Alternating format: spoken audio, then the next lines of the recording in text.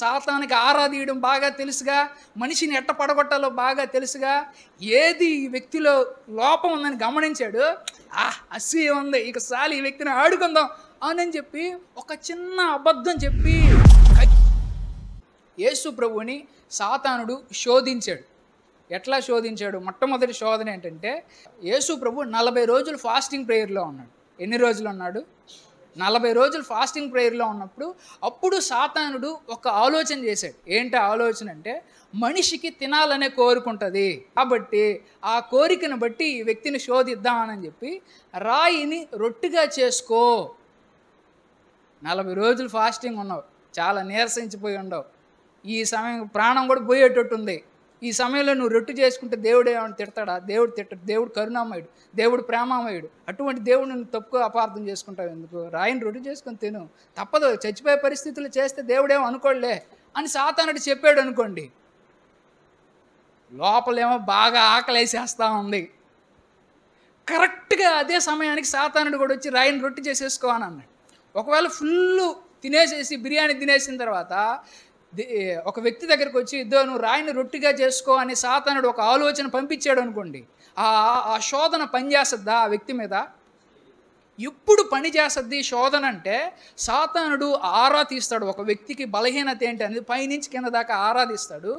ఏ మాట చెప్పి, ఏ మాయ మాట చెప్పి చేయిద్దామని ఇతనికి అత్యంత బలహీనత ఏంటి అనేది గమనిస్తాడు. కాబట్టి ఇంత విపరీతమైనటువంటి తక్కువలో కరువులో ఉన్నావు కాబట్టి ఈ సమయంలో నువ్వు రాయిని రొట్టిగా చేసుకుంటే తప్పు లేదు అని చెప్పి చెప్తా ఉంటాడు. ఇట్లాగే మన జీవితంలో కూడా శోధిస్తూ ఉంటాడు. ఎందుకని? ఎంత ప్రయత్నం చేసినా పెళ్ళిళ్ళు కాలేదనుకోండి, 40 సంవత్సరాలు వచ్చాయి ఇంకా పెళ్ళిళ్ళు కూడా కాలేదు. ఈ సమయంలో నువ్వు అన్ని రాళ్ళనన్నా పెళ్లి చేసుకోవచ్చు, తప్పు లేదు. దేవుడు అన్ని రాలి హృదయాన్ని కూడా మారుస్తాడు. బైబిల్లో ఉండే పలానా వాళ్ళు కూడా అన్యులను మార్చుకున్నారు, వాళ్ళు తర్వాత దేవుడి దగ్గరకు వచ్చి గొప్పగా అయ్యారు, అది చేయడం మంచి పనే అని ఒక ఆలోచన వచ్చింది అనుకోండి. ఇది సాతాను చెప్పే ఆలోచన, దేవుడు చెప్పే ఆలోచన. కానీ విపరీతమైన కరువులో ఉన్నాడు అతను, విపరీతమైన నా పెళ్ళి అవద్దా లేదా అని నిరాశతో ఉన్నాడు. ఇటువంటి సమయంలో అతనిలో ఉన్న ప్రగాఢమైన కోరిక అది కాబట్టి ఆ కోరికని ఇంకొంచెం రెచ్చగొట్టే విధంగా మంట పెట్టామంటే ఆ మంటతో ఓడు కూడా మండిపోతాడు, మండి తప్పుడు పని చేస్తాడు అని. ఉదాహరణకి విపరీతంగా వ్యాపారం బాగా లాస్లో ఉందనుకోండి, బాగా ఆశీర్వాదంలో ఉన్నప్పుడు ఏ శోధనలు రావాలో ఆ శోధనలు వస్తే, బాగా డల్గా ఉన్నప్పుడు ఎంతకీ జరగనప్పుడు, ఉదాహరణకు ఒక సబ్బు ఫ్యాక్టరీ అనుకోండి, ఆ సబ్బు ఎంతకీ అమ్ముడు పోలేదు, బాగా నష్టం వస్తూ ఉందని అంటే సాతానుడు ఒక ఆలోచన చేస్తాడు. ఇటువంటి సమయంలో ఖర్చులు తగ్గించుకోవడం చాలా మంచి పని. ఎందుకని? మనకు ఆదాయం రానప్పుడు ఖర్చులు ఎంతైనా కానీ తగ్గించుకోవాలి. కాబట్టి నువ్వేం చేస్తావంటే ఆ సబ్బులో కొంత క్వాలిటీ తగ్గించు, తద్వారా నీకు కొంత ఖర్చు తగ్గద్ది. ఖర్చు తగ్గడం మంచి పనే కదా అని చెప్పారు అనుకోండి, ఆ ఆలోచన సాతానుదా లేకపోతే దేవుడిదా? కానీ ఆ తర్వాత ఆ వ్యక్తి కొంచెం క్వాలిటీ తగ్గించి, లేకపోతే ఏదో కలపాల్సిన పలానా కెమికల్ ఎక్కువ కలపకుండా తక్కువ క్వాలిటీతోనే ఆ సబ్బు తయారు చేశాడు అనుకోండి, ఉన్న 10-20 మంది కస్టమర్లు కూడా పోతారు, అవునా కాదా?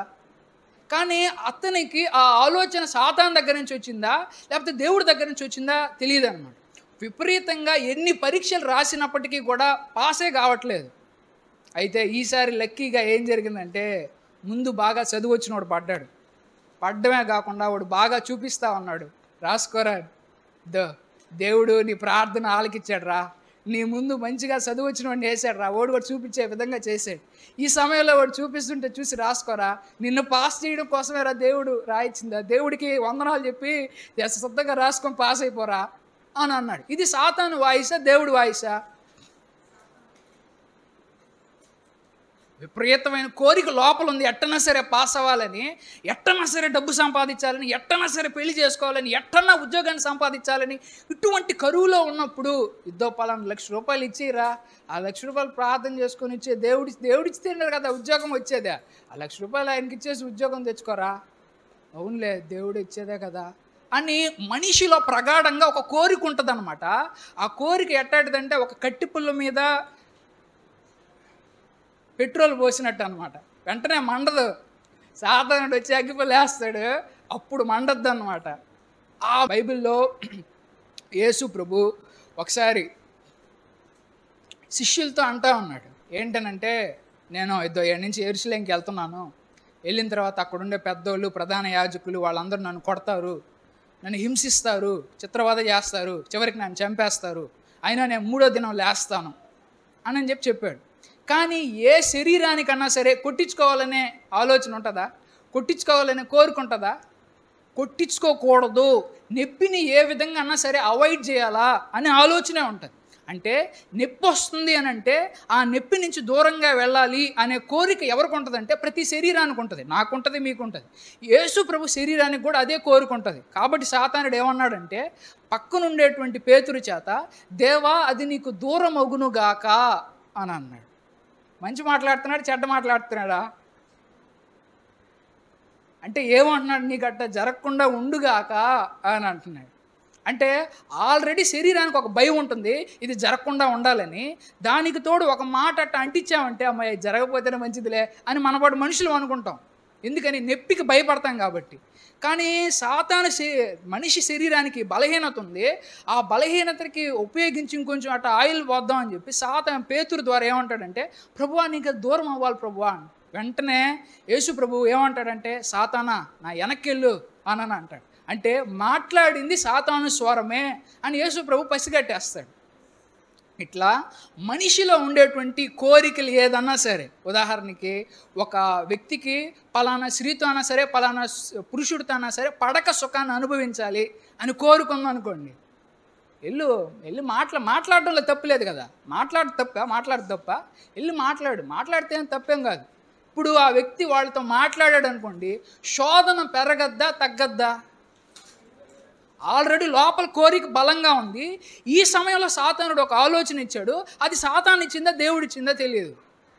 కానీ మనిషి ఆ దేవుడి వాయిస్ని సాతాను వాయిస్ని గుర్తుపట్టలేకపోతాడు.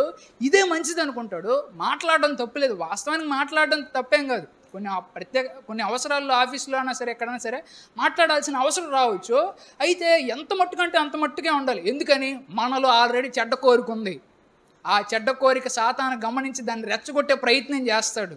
అటువంటి సమయంలో మన శరీరం మీద, మనం తీసుకునే నిర్ణయాల మీద చాలా జాగ్రత్తగా మనం ఉండాలన్నమాట.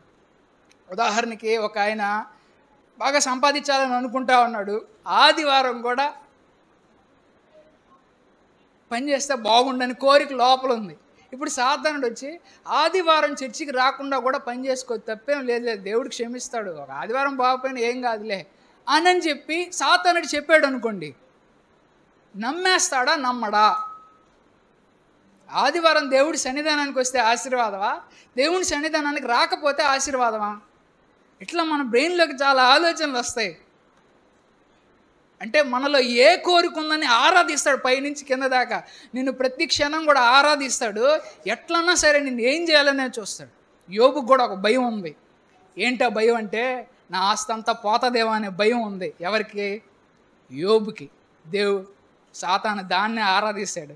దేవుడి దగ్గరకు వచ్చి, సాతాను ఆస్తంతా, యోబు ఆస్తంతా పోగొడితే నిన్ను వదిలేస్తాడు దేవా, చూసుక కావాలంటే. ఎందుకని? అతనిలో భయం అనే ఎమోషన్ ఉంది. ఆ భయానికి ఇంకొంచెం ఫ్యూయల్ కోసం మొత్తం ఆస్తి అంతా బాగొట్టేస్తే నేను తిట్టేస్తాడు. అయితే లక్కీగా ఆయన భయాన్ని ఎదిరించగలిగాడు. నిజంగానే ఆస్తి అంతా పోయిన తర్వాత దేవుని సన్నిధానంలోని దేవుడి దగ్గరే అంటి పెట్టుకొని ఉండగలిగాడు. ఈ ఆస్తి ఇచ్చాడు ఏం దేవుళ్ళ అని అనలేదన్న.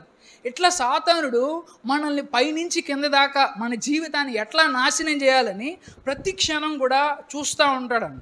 బైబిల్లో హేబేలు ఉన్నాడు, కయీన్ ఉన్నాడు. ఎవరున్నారు తెలుసు కదా మీకు, వాళ్ళు మొట్టమొదటి కథలో. కయీన్ అనే ఆయన ఏం చేస్తాడంటే వ్యవసాయం చేస్తాడు. హేబేల్ అనే ఆయన తమ్ముడు ఏం చేస్తాడంటే గొర్రెలు కాసుకుంటూ ఉంటాడు. అయితే వీళ్ళిద్దరూ కూడా దేవుడి సన్నిధానాన్ని దశంభాగం తెస్తున్నారు. దేవుడు వాళ్ళలో ఎవరిని ఆశీర్వదించాడంటే ఈ చిన్నోడు తమ్ముడైనటువంటి హేబేల్ని ఆశీర్వదిస్తూ ఉన్నాడు. అన్న కయీను చేసేటువంటి వ్యవసాయాన్ని పెద్దగా ఆశీర్వదించడం లేదు. అయితే వీళ్ళిద్దరి మధ్యలో కయీను హృదయంలో అసూయ వచ్చింది. ఏమొచ్చింది? అసూయ వచ్చింది. మనోడు దొరికాడురా, అసూయ వచ్చేసింది అని సాతానుడు ఉబలాట పడిపోతా ఉన్నాడు లోపల. అయితే ఒకరోజు హేబేలు గొర్రె ఈ కయ్యూను పొలంలోకి వచ్చింది. కయ్యూను పొలంలోకి వచ్చి అట్లా తింటా ఉంది. చూసావా కయ్యూను, నిన్ను ఇంకా నాశనం చేయాలని, నీ పంటను ఇంకా నష్టం చేయాలని ఆ హేబెల్ గాడే ఈ విధంగా గొర్రెను పంపించాడు అని సాతానుడు అతని మనసులో చెప్పేశాడు అనమాట. ఇప్పుడు ఆ ఆలోచన సాతాను పంపించాడని గుర్తుపట్టలేడు. నిజంగానే నా తమ్ముడు నేను ఈ విధంగా నాశనం అవ్వాలని కోరుకుంటున్నాడు కాబట్టి ఓడే ఈ గొర్రెను పంపించాడు అని నేను కంక్లూషన్కి వచ్చేస్తాడు. తమ్ముడు దగ్గరికి వెళ్తాడు, తమ్ముడిని కొడతాడు, చంపేస్తాడు. ఒకవేళ అన్న తమ్ముడు ఇద్దరు కూడా మంచిగా ఉన్నారనుకోండి, మంచిగా ఉన్నారు, అటువంటి సమయంలో ఆ గొర్రె పిల్ల అక్కడికి వచ్చింది, కయ్యను పంట చేసి ఆ వ్యవసాయం దగ్గరకు వచ్చి తింటుంది. ఈ సమయంలో సాతానుడు వచ్చాడు, ఇదో కావాలని మీ తమ్ముడు పంపించాడు మీ పంట నాశనం చేయడానికంటే. కయ్య నమ్ముతాడా? మా తమ్ముడు అట్ట ఏంటి, ఏదో అట్టా వచ్చి ఉండదు గొర్రె అని అనుకుంటుంటాడు. కానీ సాతానికి ఆరాధీయడం బాగా తెలుసుగా, మనిషిని ఎట్ట పడగొట్టాలో బాగా తెలుసుగా, ఏది ఈ వ్యక్తిలో లోపం ఉందని గమనించాడు. అసూయ ఉంది, ఇక సాలి ఈ వ్యక్తిని ఆడుకుందాం అని చెప్పి ఒక చిన్న అబద్ధం చెప్పి కయ్యను చేత హత్య చేయించాడు. అందుకే బైబిల్లో ఏముంటుందంటే సాతాను గురించి, వాడు ఆది నుంచి అబద్ధికుడు, ఆది నుంచి నరహంతకుడు అని ఉంటుంది. హంతకుడు అంటే ఆ రోజు కయ్యను చేత హత్య చేయించింది కయ్యను అని చెప్పి బైబిల్లో చెప్పలేదు, కయ్యను చేత హత్య చేయించింది సాతాను అని చెప్పి చెప్తాడు. కాబట్టి సాతానుడు చాలా తెలివైన వాడు, మనం చాలా తక్కువగా అంచనా వేస్తూ ఉంటాం అన్నమాట ఇట్లా. కాబట్టి ఆల్రెడీ మన ఇంటి పక్కోడు కారు కొనేసాడు, మిద్ది కట్టేస్తా ఉన్నాడు, లోపల అసూయ వచ్చేసింది. అప్పుడు మనసులో సాతాను ఒక మాట చెప్పద్దు, ఏంటనంటే ఆడు అక్రమంగా సంపాదిస్తున్నాడు కాబట్టే, అక్రమంగా సంపాదించకపోతే అంత డబ్బులు ఎట్ట సంపాదిస్తారా, ఆలోచించుకో నువ్వే. అవును, ఏదో అక్రమే చేస్తూ ఉంటాడని ఆ మాటలు తీసుకెళ్ళి పక్కనింట్లో వాళ్ళకి వీళ్ళకి చేస్తాడు. వాళ్ళు ఆ మాటలు ఈ మాటలు పోయి వాళ్ళకి తెలిస్తే, ఏంద్రా నువ్వు నేనేదో అక్రమంగా సంపాదిస్తున్నాను అది ఇదని ఊరంతా ప్రచారం చేస్తున్నాను, ఓడికి ఈడి గొడవ అవుద్ది. ఇట్లా మనుషులందరూ కూడా కావాలనే చెడ్డ పనులు ఏం చేయరు, వాళ్ళలో అసూయ వస్తుంది. ఉదాహరణకి పలానా రాజకీయ పార్టీ అని అంటే ఆపోజిట్ పార్టీ అనుకోండి, ఆ వ్యక్తి మంచి పని చేసినా కానీ పలానా చెడు ఉద్దేశం ఉంది, పలానా పని చెప్పి ఆ పేరు చొప్పున ఆ పథకం చొప్పున డబ్బు కొట్టేయడానికే ఆ రాజకీయ నాయకులు ఎట్లా చేస్తున్నారని మీడియాలో పనిచేసేటువంటి ఒక వ్యక్తి హృదయంలోనికి సాతానుడు పంపించాడు అనుకోండి, ఏమవుద్ది, ఆ వ్యక్తి పేపర్లో దాన్నే రాసేస్తాడు, ఇదో పలానా పథకం పేరు మీద ఇంత నొక్కేసిన పలానా రాజకీయవేత్త, వాస్తవానికి నిజంగా కాకపోవచ్చు. ఇట్లా మనుషుల్లో వాళ్ళకి ఆల్రెడీ కొన్ని కోరికలు ఉంటాయి, ఆ కోరికల్ని ఆరా తీస్తాడు, ఆ కోరికల్ని రెచ్చగొట్టే విధంగా ఇంకొంచెం ఒక చిన్న సహాయంగాని చేస్తే అప్పుడు ఆ వ్యక్తి నాశనం అవుతాడని తెలుసాను. ఇక సాతానుడు ఇట్లా చాలా విషయాల్లో, ఉదాహరణకి మనకు బాగా కోపం వచ్చింది, పిల్లకాయల్ని కొట్టాలనిపించేంత కోపం వచ్చింది అనుకోండి, ఆ సమయంలో సాతానుడు వస్తాడు. పిల్లల్ని దండించమని చెప్పి బైబిల్లో ఉందా లేదా? బాలుడు నడవలసిన త్రోవను నడిపించమని బైబిల్లో ఉందా లేదా? ఇప్పుడు చెప్తున్నాడు ఈ మాట. పిల్లల మీద కోపం వచ్చినప్పుడు, ఆ అసహనంతో ఉన్నప్పుడు సాతానుడు ఒక ఆలోచన రప్పించాడు. ఏంటనంటే ఒక వాక్యాన్ని గుర్తు చేశాడు. ఆ కోపంలో ఉన్నప్పుడు ఆ వాక్యాన్ని గుర్తు వచ్చినప్పుడు వాళ్ళని అంటే సెన్సిటివ్గా డీల్ చేయాల్సిన విషయం క్రమశిక్షణలో పెట్టడానికి మనం చేయాల్సింది కోపంతో కసితీరా కొడతారన్నమాట. ఇది కూడా ఎవరు చేస్తారు? ఇట్లా మనల్ని తెలివిగా ఎట్లా మోసపుచ్చాలని బైబిల్లో యేసు ప్రభు దగ్గరకు రెండోసారి వచ్చాడు. రెండోసారి వచ్చి ఇక్కడి నుంచి దూకేస్తే, ఇక్కడి నుంచి కొండ మీద నుంచి దూకేస్తే దేవుడి యొక్క దేవదూతలు నిన్ను పట్టుకుంటారు అని చెప్పాడు. ఉదాహరణకి ట్రైన్ మిస్ అయిపోతూ ఉంది, ఎగ్జామ్కి టైం అయిపోతూ ఉంది, నువ్వు స్పీడ్గా ఇక్కడి నుంచి బైక్ మీద వెళ్తూ ఉన్నావు. ఇటువంటి సమయంలో ఎగ్జామ్ మిస్ అయిపోద్ది కాబట్టి, ఇంటర్వ్యూకి లేట్ అయిపోయింది కాబట్టి, తొందరలోనే బస్సు వెళ్ళిపోతుంది కాబట్టి, ఈ సమయంలో నువ్వు ప్రార్థన చేసుకొని దేవుడు నీకు తోడుగా ఉంటాడని ప్రార్థన చేసుకొని నువ్వు తొందరగా బండి నడిపినా కానీ నీకు ఏం కాదు, దేవుడు ఆయన దూతల్లో నీకు తోడుగా ఉంచుతాడు అని చెప్పి సాతానుడు చెప్పాడు అనుకోండి, నమ్మేస్తాడా? నమ్మడా? ఇప్పుడు ఆ వ్యక్తికి అవసరం, బలమైన కోరిక ఉంది, ఎట్టన్నా సరే తొందరగా అక్కడికి వెళ్ళాలని. ఇటువంటి సమయంలో సాతానుడు ఒక ఆలోచన రప్పించాడు. ఏంటంటే ప్రార్థన చేసుకుంటే ఈ సమయంలో కూడా దేవుడు కాపాడుతాడు, విశ్వసించాను. ఒక వ్యక్తికి బాగా తినాలని కోరుకుంది, తింటా ఉన్నాడు. తినేటప్పుడు సాతానుడు ఒక ఆలోచన రప్పించాడు. దేవుడు నిన్ను ఆశీర్వదించాడు అనుకుంటున్నాడు. దేవుడు అందుకే మంచి ఆహారం ఇచ్చాడు. దేవుడు భూమి మీద మనం చేస్తే ఎంజాయ్ చేయడం, ఆనందించు అని అన్నాడు అనుకోండి, ఆ వ్యక్తి తినాల్సిన దానికన్నా అతిగా తినేస్తాడు. దానికి ఏది ఒక బైబిల్లో బాగా బలంగా ఉన్నాడు అనుకోండి, బైబిల్ వాక్యాలు చూపిస్తాడు. లోకంలో బలంగా ఉన్నాడు అనుకోండి, లోకంలో మాటలు చూపిస్తాడు.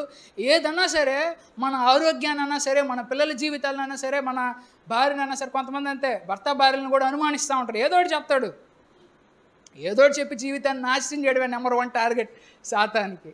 కాబట్టి ఇట్లా ఇక్కడి నుంచి కిందకు దూకు, దేవుడు నిన్ను కాపాడుతాడని చెప్తాడు. తర్వాత 3వ శోధన దేవుడి దగ్గరకు వచ్చింది, యేసుప్రభు దగ్గరకు వచ్చింది. నన్ను కానీ మొక్కితే, నువ్వు భూమి మీదకి ఎందుకు వచ్చావు? రాజు అవడానికే కదా వచ్చింది యేసుప్రభు, నువ్వు రాజు అవడానికే కోసమే కదా. నువ్వు యూదులు రాజు అని చెప్పావు, నీవు ప్రపంచానికి రాజు అయితే అంత కష్టపడి వెళ్ళా, సిలువు మీదకి వెళ్ళి కొట్టించుకొని చేయాల్సిన అవసరం లే. ఊరికే నా కాళ్ళ దగ్గరకు వచ్చి మొక్కితే చాలు, ఇచ్చేస్తా.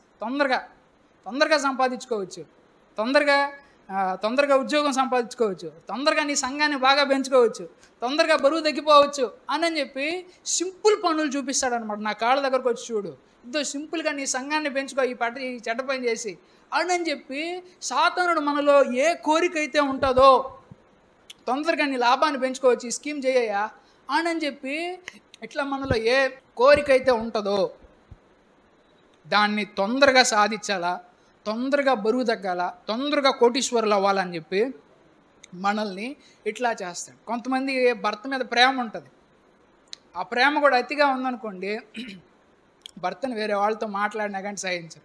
కొంతమందికి భార్య మీద కూడా ప్రేమ ఉంటుంది, కానీ ఆ కోరికను కూడా బాగా గమనించి ఆరాధిసి వాళ్ళకి అబద్ధాలు చెప్పి ఎట చేస్తాడంటే, ఆ భార్య వాడిని తప్ప ఇంకెవరిని చూడకుండా ఉండే విధంగా ఆ భార్యని టార్చర్ చేస్తాడు. ఆ పిల్లకాయలన్నా అంతే, పిల్లకాయలు ఎక్కడ వాళ్ళకి ఎక్కడ చెడు జరగద్దు అని భయంతో ఆ భయాన్ని ఇంకొంచెం దానికి ఆరాధిసి దానికి కొంచెం నిప్పు పెట్టి వాడిని ఏ చిన్న పనులు చేయడానికి పంపించాలన్న విపరీతమైన భయంతో రెచ్చగొట్టేస్తాడు అనమాట. ఎందుకని?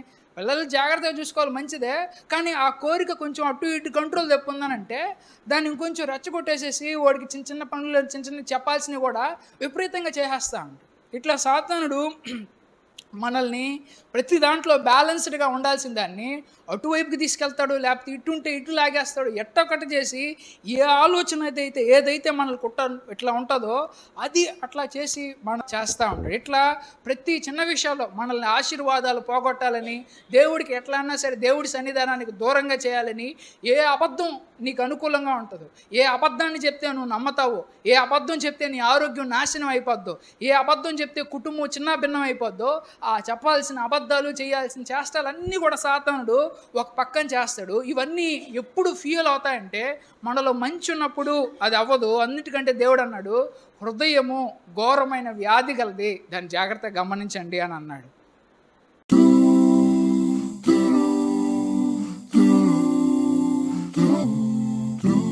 Do